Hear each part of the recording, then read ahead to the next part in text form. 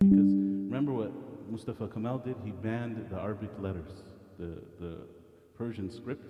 So they didn't have any way to print the old language. So they had to copy it by hand.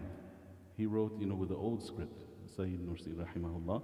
So they would copy it by hand, copy it by hand, copy it by hand, and spread it secretly. Because now Islam it's a danger to talk about Islam. They're going to kill you if you talk about Islam.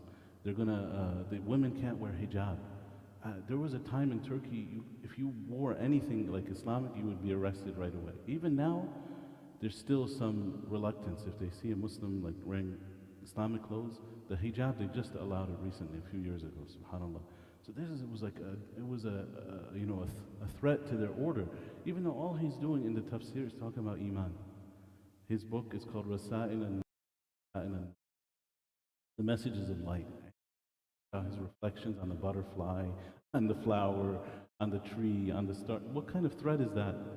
No political message, but because they wanted to destroy Islam, it was too. SubhanAllah. Students, they started copying. Said that they made hundreds of thousands of copies all over the world. At that time, there was the Kurdish commander. He wanted to fight against us. Realized that he was against Islam. So his name is Sa'id al-Kurdi. He made a rebellion against us. Sayyid Nursi joined because they are defeated, unkilled as well, and be left to give da'wah. Couldn't join them, but they after that they killed 47 people. Sa'id, they hung them after the battle, and Sa'id Nursi, they blamed him too, of course, and Ataturk had him expelled to a different place now. But that was a blessing that he had those 8.5 years, and he wrote this tafsir. Is still being read today around the world. People gather together, they read these, and it's just talking about Iman and the reflections, and it's very, very beautiful. He talks about Qadr. He defends all of the pillars of Iman, from Allah, the angels, the books. He's defending it. But also remember, he has that worldly knowledge that he got in Van. So he uses that to prove Allah's existence, Allah's reality, because he's fighting the combined forces of the British and the West and the secularists and Ataturk and the Freemasons and there was people called the Donmei. The Donmei, Ataturk came from the Donmei. The Donmei were Jewish people who converted supposedly to Islam. In Turkey, in the Ottoman Empire, there was a rabbi, and he had a lot of followers. And at some point, the Khalifa said, "You are threatening the Muslim Ummah. Either you convert to Islam, or we're going to expel you," whatever his reason was. So he said he converted to Islam. That guy and his followers, they're called the Donmei. And that's where Ataturk came from. And those are the people that are in Turkey that are so much against Islam, even till today. They have power in the judicial, and the army. So this is hopefully clarifying what happened to the Khilafah Muhammad Fatih. There was a lot of forces trying to destroy the Islam and the Khilafah. Alhamdulillah, Sa'id al-Kurdi, he fought back, but he couldn't do enough. He was a Kurdish fighter. And Sa'id Nursi, he worked on the intellectual, the knowledge, and he kept spreading knowledge. So he wrote 130 chapters, and they're filled with Iman. When you read it, you can feel the fire of his Iman. He wasn't so eloquent or so famous, but his sincerity, his love for Allah, he wants to protect Islam from the dangers.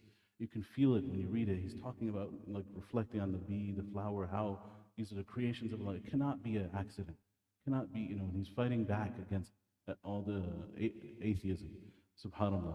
And according to one lady, her name is Maryam Jamila. Did anybody ever heard of Maryam Jamila? She was a Jewish lady from New York City. She ended up converting to Islam, and she married the student of Maududi. Maududi was in Pakistan. She's a Jewish lady, white lady, and she put on full niqab, and she wrote so many books about Islam. Alhamdulillah. Still, you can find her books. Maryam Jamila, if you look it up, so many books. She became a really strong supporter of Islam. She said if it wasn't for Sa'id Nursi, then Iman would have been extinguished in Turkey. He stood up to defend Islam. Subhanallah. So they say that he wrote, and his students wrote 600,000 copies and spread it throughout Turkey at the time when Islam was, being banned. And he was taken to trial 4 or 5 more times. And every time they would try to execute him, but the people would support him, and they would end up leaving him or putting him in isolation. And some of the judges actually became his students because he was so strong when he came to court and he stood up for Islam and he told them, "You're Muslim. This is a Muslim land. We have to practice Islam." He wouldn't back. So the judges that became his students, subhanallah. When he died, 1958, he went out to give da'wah, and he wanted to go to his hometown area called Urfa. Urfa is still there today.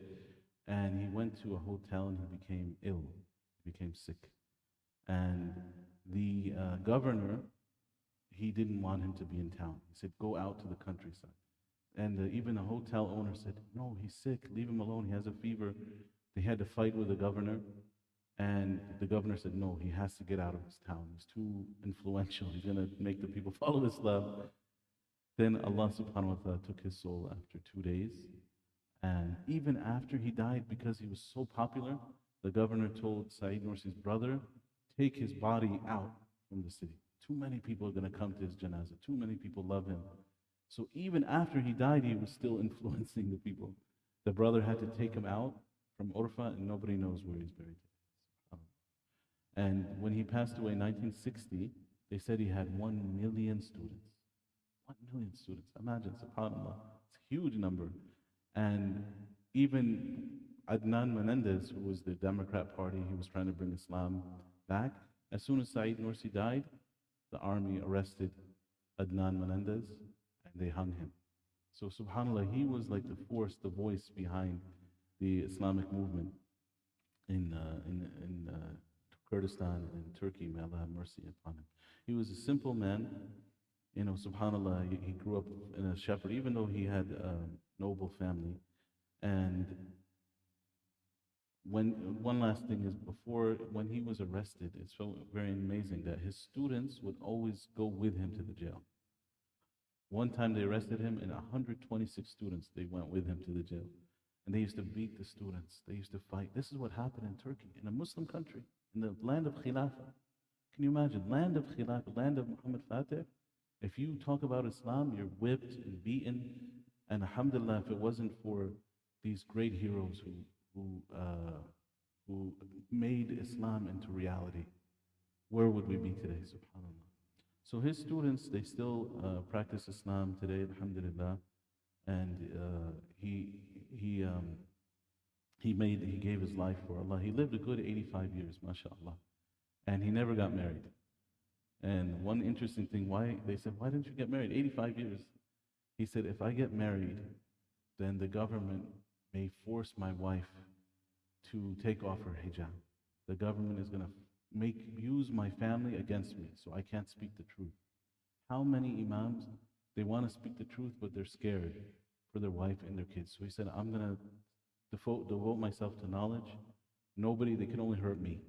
And that was one of his wisdoms, subhanAllah. May Allah have mercy on Said Nursi, rahimahullah ta'ala, a great fighter for Islam and a reviver of Islam in Anatolia.